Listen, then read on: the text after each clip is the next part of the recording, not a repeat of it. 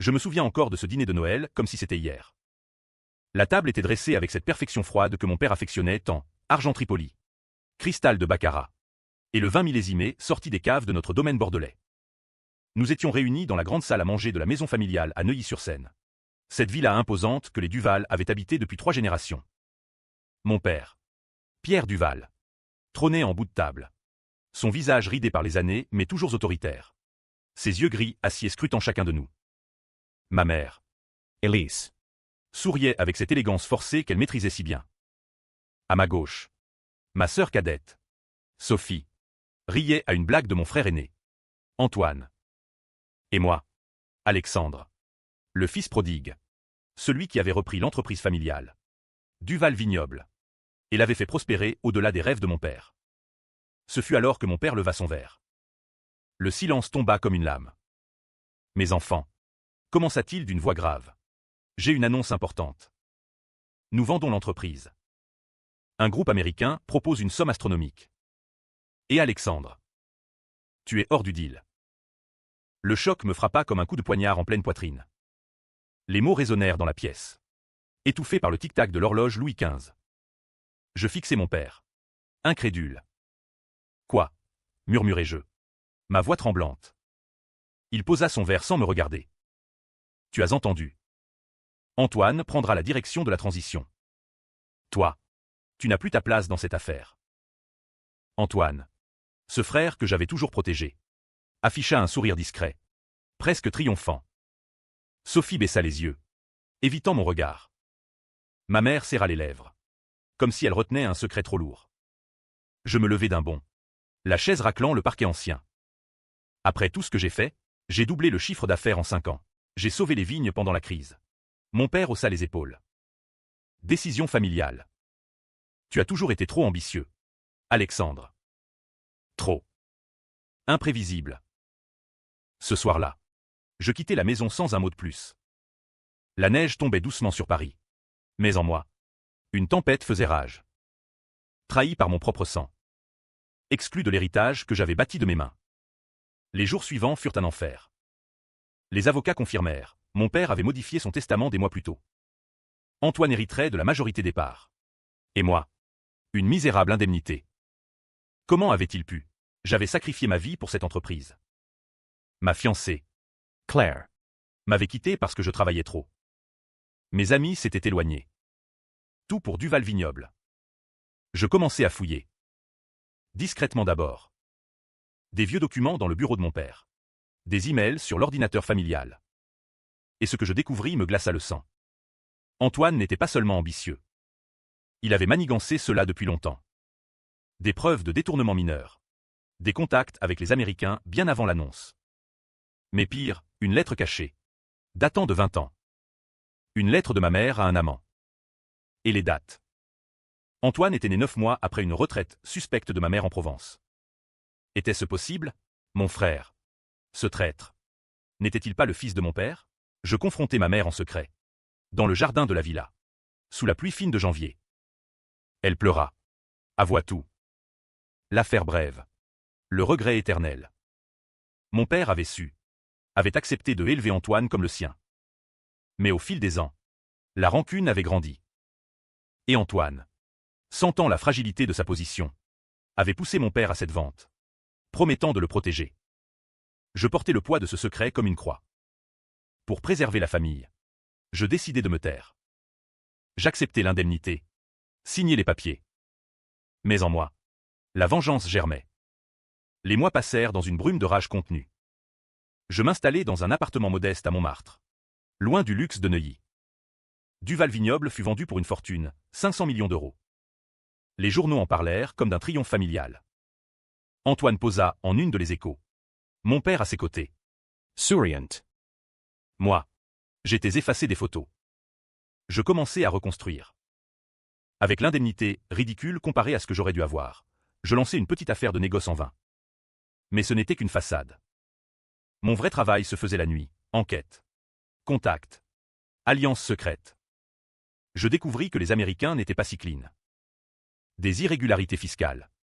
Des pots de vin en France pour accélérer la vente. Antoine avait signé sans vérifier. Trop pressé de toucher sa part. Je contactai un journaliste d'investigation. Un ancien ami de fac. Marc Lefebvre. Anonymement d'abord. Des documents fuités. Des preuves de corruption. L'article sorti, scandale chez Duval Vignoble, la vente entachée. Antoine paniqua. Il appella. Manaka. Mais je restai silencieux. Puis vint le twist personnel. Sophie. Ma sœur. Vint me voir en cachette. Elle pleurait. Alexandre. Je sais pour Antoine. Maman m'a tout raconté. Et il y a plus. Elle me montra des emails. Antoine avait une maîtresse. Une avocate du groupe américain. Ils avaient planifié la vente ensemble. Et plus, Antoine avait convaincu mon père en lui promettant de révéler le secret de sa naissance s'il n'obtempérait pas. Chantage familial. Mon frère, ce bâtard, avait manipulé notre père âgé. La rage me consuma. Mais je tins bon. Je gagnais du temps. Je me rapprochai de Claire. Mon ex. Elle était devenue sommelière dans un grand restaurant parisien. Nos retrouvailles furent passionnées. Mais calculées. Elle avait des contacts dans le milieu du vin. Ensemble, nous montâmes un plan. J'achetai discrètement des parcelles voisines de nos anciens domaines bordelais. Des terroirs sous-estimés. Et je lançai Vengeance Wine. Une marque confidentielle. Mais avec des vins exceptionnels.